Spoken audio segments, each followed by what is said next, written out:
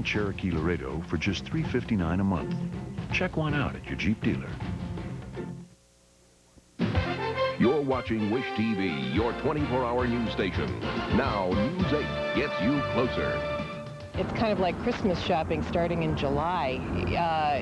Enough already with the candidates. Maybe that's what it is. I will get more into it, I promise you. This undecided voter says the country may be ready for a female president, but she's not sure as Elizabeth Dole is the right woman for the job. Good evening. It is 6 o'clock, and Republican presidential hopeful Elizabeth Dole was supposed to be here in the city tonight. But the former Secretary of Labor and Transportation canceled her appearance late this afternoon. News 8's Glenn Augustine is downtown. And Glenn, why is Elizabeth Dole not showing up? Well, she is ill apparently, and so she won't be able to make her appearance tonight at the Indiana Republican Party's annual fall state fundraising dinner. If you look inside the convention center, you can see that preparations are underway for tonight's event. People were setting up signs. There you can see the fall dinner right up in the Sagamore Ballroom there. Once you got up the steps in the lobby, there were plenty of people setting up booths. That table right in front of you has all kind of Republican shirts and sweatshirts adorned with the Republican logo. They were hoping to sell those to raise money. Also, some of the candidates were setting up booths of their own. John Price, who's a candidate for governor, was setting up a booth on his own, doing his own handiwork there as he seeks support for his bid for the State House. But the guest of honor, Elizabeth Dole, won't be here to see any of this. Around 3:25 this afternoon, her campaign sent word that Mrs. Dole was ill, and in her place, Mrs. Dole sent Florida Congresswoman Kitty Fowler. Wanted Elizabeth Dole, that's why we invite her. She's a presidential candidate. She's got a lot of support, and we're deeply disappointed about it. But we have 1,000 people who have made reservations for dinner tonight, so we'll go ahead with our dinner as scheduled and have a good evening. Tilly Fowler, still a wonderful lady. She's a high-ranking Republican. It's disappointing, obviously, that Elizabeth Dole's not going to be here, but I look forward to hearing Tilly as well. Excuse me, I called her Kitty Fowler. It is Tilly Fowler. She's the highest-ranking Republican woman in the Congress, so she is going to be here tonight instead of Elizabeth Dole. Many of these people paid $125 or $250 to hear Mrs. Dole speak tonight. Obviously, they wanted to hear from someone who was running for the highest office in the land, but that's not going to happen. Dinner will just have to be as good without Elizabeth Dole, Mike and Debbie. And as far as Republican fundraising efforts are concerned, though, that money is in the till, right? That's right. 1,000 people paid the money already, so whether it's Elizabeth Dole or Tilly Fowler, they've paid the money, and the Republicans are going to get that money tonight. Okay, Glenn, thanks. Glenn Augustine, downtown. Well, Republican Sue Ann Gilroy and Democrat Bart Peterson now have differing positions on a pay hike for the next mayor of Indianapolis. Both of the candidates worked against the raise, but one of them will now take it. Jim Shell is live downtown. And Jim, which one will take the raise and why? Well, Sue Ann Gilroy says she'll take the money. It's not necessarily a change in position. She says that she would veto the pay hike if she were the mayor now, but if it becomes law, she won't turn it down. Bart Peterson says that whether it's the law or not, he will turn down the pay hike. What I don't know is whether it is required to be given to me, in which case I would donate it to charity, or if it's not required to be given to me, then I would only accept the amount that the mayor is currently paid and refuse to accept the remainder. The mayor's pay will go from just over $83,000 to $95,000. The City County Council approved the raise Monday evening. Outgoing Mayor Steve Goldsmith is expected to sign it into law. If that is what in fact happens, by law, yes, I would accept the increase. Sue Ann Gilroy will not only take the money, but she also made light of Peterson's proposal to give the money to charity. That sort of thing sort of smacks a bit of something that's already been done, as a matter of fact. I think that's something that you do just naturally and you don't make it a campaign issue. And Peterson, who has been criticized for accepting a $500,000 campaign donation from his father, reacted to a charge that he doesn't need the money this way. I need a salary. Yes, I need a salary. I am not in a position where I can go without a salary. You can see all four candidates for mayor here on Wish TV in the final televised debate of the campaign. It will be broadcast live at 8 o'clock tomorrow evening from the Fountain Square Theater. Meantime, Mayor Goldsmith says that he will likely, a spokesman for the mayor says he will likely sign the pay hike into law yet this week. You know, isn't this a flip-flop by Sue Ann Gilroy, Jim? Well, it's not. It's just that she never shared the information. Nobody asked her the follow-up question. You're against the pay raise, but what if it becomes law? She'll take it. Okay. Jim Shella, downtown. Thanks. Indianapolis police are investigating the city's latest murder case, which may be drug-related. 55-year-old Donald Stone Jr. was still alive when medics rushed him off to the hospital, but he died a short time later. Investigators say Stone was at home with 2 other men when 2 men walked into the house. One of them shot Stone twice in his chest. Police say the motive is still unclear, but a large amount of crack cocaine was found in various parts of the victim's house. Well, it started with the bags of pills and lots of cash, but investigators have found that this was no ordinary drug bust. It has led them to a local health care employee, in fact. News 8's Ruth Ann Gordon is live to sort out this investigation. Ruth? Well, I'm downtown, Mike and Debbie, in front of the state office building where the state police operations is located. But this story has a connection also to a healthcare corporation here in Indianapolis as well. It begins with finding $300,000 worth of Valium pills, bags of pills, and $30,000 worth of cash on the west side. But the trail led investigators to the east side, to Hancock County, Fortville, to a residence of a Clarion employee. It was a tip from Louisiana State Police and the U.S. Customs Department that led police to the drugs you see. These bags contain nearly 60,000 pills, all Valium, valued at $5 apiece. The drugs and $30,000 was found in a truck driven by 25-year-old Jason Ratliff on Sunday after he crashed his truck at a Westside Hotel parking lot. Ratliff gave authorities consent to search his Fortville home. That's where officers found a supply of drugs, all requiring prescriptions. They also found needles and other drug supplies that would be used by patients needing intravenous drugs. Ratliff is a registered nurse who's employed by Clarion Health. As a nurse, he had access to the various drugs and drug supplies through his place of employment. And tonight, Mike and Debbie, Clarion Health declined to comment because they're conducting their own investigation into this. So at this point in time, the Clarion Health employees, those people are working with the state police to continue this investigation. Meanwhile, Ruth Ann, what's the status of the suspect in this case? Well, Ratliff bonded out on $10,000 bond, and he's also being investigated by, obviously, Clarion Health, but he also was charged with resisting and fleeing officers and also possession and dealing with prescription drugs. Hey, Ruth Ann Gordon, downtown. Thank you. A chilly night is on tap, but what about the rest of the week? Meteorologist Steve Bray checks the outlook as News 8 at 6 o'clock continues. A local dentist heads to California for an unusual protest. We'll show you what that's all about and get your thoughts in tonight's Interactive 8. Construction starts soon on the path through downtown Indianapolis. This might not be what you think. I'm Tony Perkins. I have a live report coming up on News 8. And the countdown to Conseco continues. Only 2 games, including this one tonight at Market Square Arena. We'll talk to Coach Larry Bird coming up later in sports.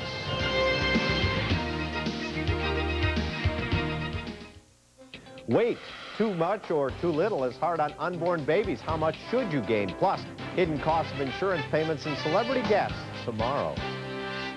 This should be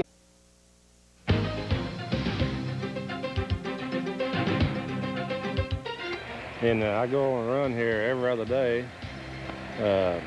so probably 10 days a month I'm out here running. But joggers might need to run a little bit longer. Planners are getting ready to extend the downtown canal starting this week. It is some of the most scenic property in downtown Indianapolis. And starting Thursday, planners will close some city streets to let workers develop more of the canal between Senate Avenue and West Street. News 8's Tony Perkins joins us now with more from the canal. Tony? All right, Mike, the streets will be closed down and bridges will get torn down as the city finishes off a 10-year canal redevelopment plan. The biggest change along the new stretch of the canal will affect motorists. These bridges are coming down. There are 4 altogether. 3 of them will be replaced. 1, that is 9th Street, will be eliminated. When the 18-month-long project is over, joggers, walkers, and sightseers will have another 1,500 feet to cover. As far as some of them are concerned, that's no problem. For me, it all depends on the weather because I have to go back to work, so I can't really come out here when it's real hot.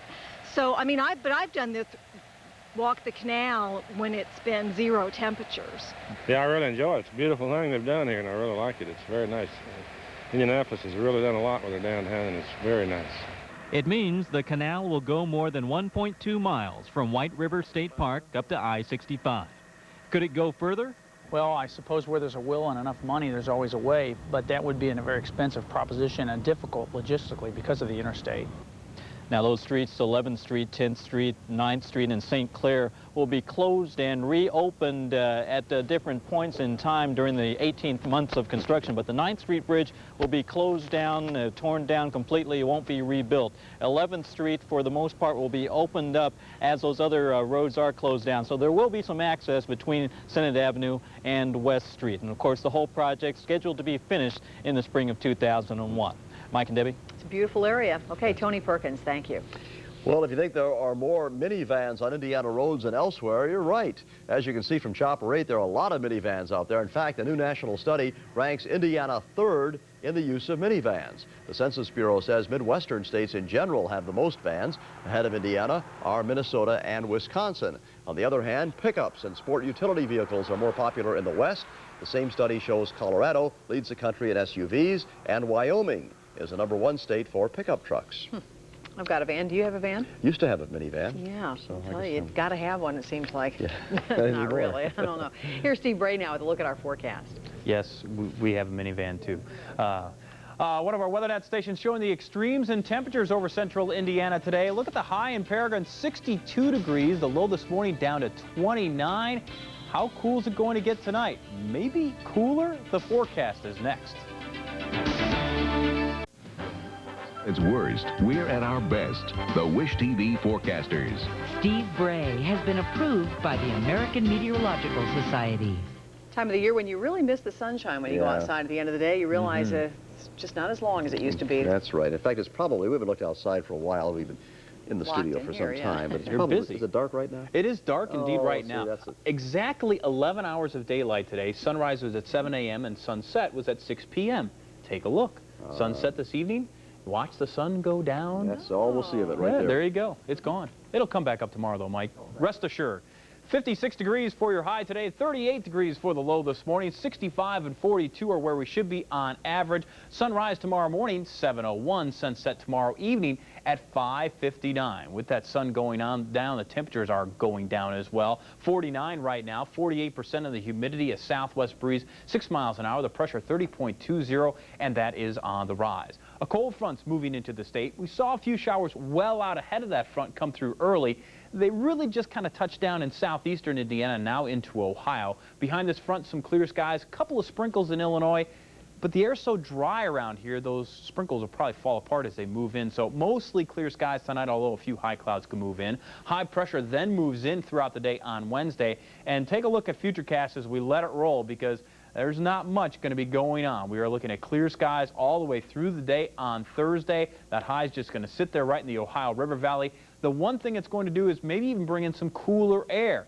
Believe it or not, because it's been awfully cool, it's going to get even chillier. Lows tonight may be a degree or two cooler than what we saw this morning, where some areas were down in the upper 20s to lower 30s. Highs tomorrow afternoon will knock a couple of degrees off that mid-50-degree high we saw today and look for low to maybe mid-50s across the area. Then Wednesday night into Thursday morning will probably be even colder as we get down into the quite a few low 30s out there, maybe even a couple of upper 20s. It is going to be a chilly start to the day on Thursday, and then as that high trails off to the east, notice the warming trend that's out to the west of us, 70s and some 60s. We won't tap into the 70s, but we will get the 60s on Friday and also into Saturday. Your forecast for the rest of tonight, we're looking at mostly clear skies. It will be chilly again with a low down to around 35 degrees. During the day tomorrow, we'll look for a high that's going to climb up to 53 degrees with partly sunny skies, a few clouds around. And the extended forecast looking for some warmer weather as we head into Friday and Saturday with highs in the 60s. But Sunday, the cutoff, we get back down into the 40s for a high with a low right at freezing. So again, a cold snap on the way. Right off the cliff there. Okay, exactly. Thanks, sir. All righty. Thank you, Steve. Well, we're heading down to MSA for one of the last few times Second here. to last time, I guess, with Will Hampton out there at MSA tonight. That's right, only tonight, and then Friday night when Utah comes to the house. Now, this game is interesting because remember the draft, a lot of talk about Larry Bird wanting Wally Zerbiak, but he ended up in Minnesota. We'll talk to Coach Bird about Wally's World next, live from MSA in Sports. It's not just about saving money.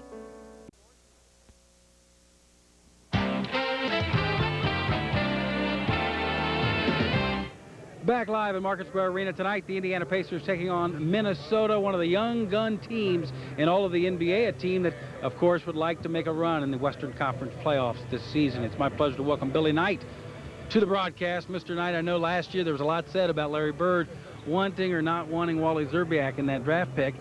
The brass, you included, decided to go another way. Just your thoughts on Wally Szczerbiak as a pro. He's just a rookie. And there's a lot to be learned still. But Wally Szczerbiak is one of the few guys that have gone through the whole process of the college career. So he's more mature than most of the players that have come out recently at that high level of pick. So he's more mature physically. His game is more mature. He's polished. He knows how to play. He can really shoot the ball. He's strong and physical, and he's going to be a good player. Wally Szczerbiak's a good player. This team, Minnesota, is going to be a good team once they grow up a little bit. They already are, but man, the sky's the limit for their future. Yeah, they're a very young and talented team. It seems like things go in waves and ebbs and flows, but the West seems to have a big influx of young talent these days with Portland, Seattle. The last few years have been talented. The Lakers are talented. San Antonio's got a lot of talent, and Minnesota's in that same group also. So they do have a lot of talented young players that need experience, need time, and I think they're going to be a good team for a long time to come. All right. Thank you very much, Billy.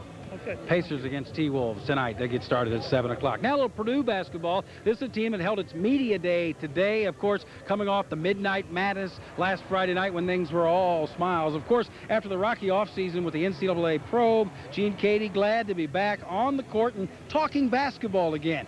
Last year, Boilermakers 21-13, including a run to the Sweet 16. They opened play in Hawaii in the Maui Invitational, and that's going to be a nice early test for the Boilermakers. The Maui Invitational over the years has been a good testing ground for teams that are really good that go in there and get beaten, and it wakes them up and gets them where they go back to practice and kind of get rededicated. And then some teams have gone in there who didn't think they were very good, and they've won it, and that really helped their confidence. So it's kind of a win-win situation. I watch the Maui Classics and everything, and sometimes they show the players out there on the beach and everything. You wonder, you wonder what it feel like, when you're sitting here in Indiana and it's, 40, 50 degrees and everything, and out there, it's 80, 90 or whatever. But I'm looking forward to, the tournament. Also, the Purdue women set to open, but of course, they're defending their national crown. The Boilermakers face a lot of changes. A lot of their more talented, or at least their star players, are gone. They have a new head coach in Christy Curry. She's excited about a fresh start, but one that comes with high expectations. Time you have the experience of a Final Four and getting to the highest level that this game, the opportunity that provides to you, it certainly is a great experience. And playing in the environments that you get to play in the NCAA tournament and the Final Four, it can only make you better. So this young bunch has had a good opportunity to learn from that, and hopefully with the Big Ten, as competitive as it's going to be, going to Louisiana Tech and a Tennessee in those environments and having a great, tough home schedule, it can only prepare you. So it's definitely going to be a blessing and a great experience for them, and hopefully we can build off that. All right, Colts also got the day off today, but tonight at 11 o'clock, more on Peyton Manning and Marvin Harrison on stage. We'll tell you what that's about tonight on Late Sports. Okay, thanks, Will. Well, some people climb a mountain because it's there. Others jump off a mountain for the same reason. On Friday, this Indianapolis dentist and several others will skydive off the top of El Capitan in Yosemite National Park. Dr. Joe Weber is protesting a national park policy that forbids skydiving, even though rock climbing and hang gliding from cliffs is allowed. Park officials will allow this protest, but jumpers face fines, probation, and forfeiture of their gear. 2 years ago, Weber jumped off what was then the NBD Tower in downtown Indianapolis, protesting a similar park policy. Well, that brings us to our interactive 8 question tonight. How do you feel about base jumping? Should the law be changed to allow jumpers to take the leap in national parks? We asked you to jump on that question, and you did.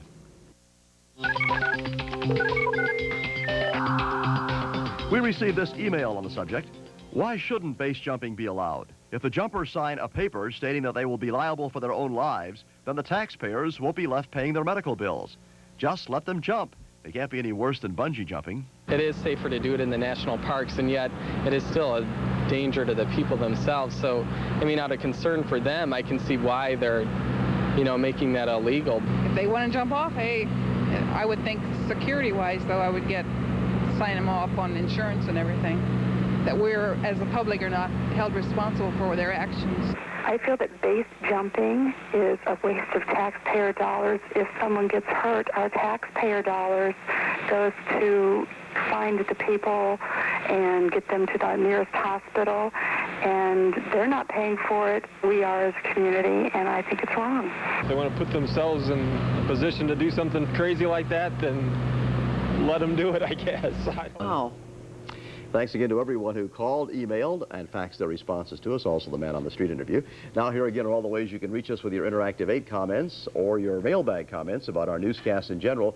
Remember, a new Interactive 8 subject will be announced on our noon news tomorrow. Today, by the way, tonight at 11 o'clock, police are on the lookout for an 18-year-old and her 18-month-old child. We'll have that story tonight. It's Halloween on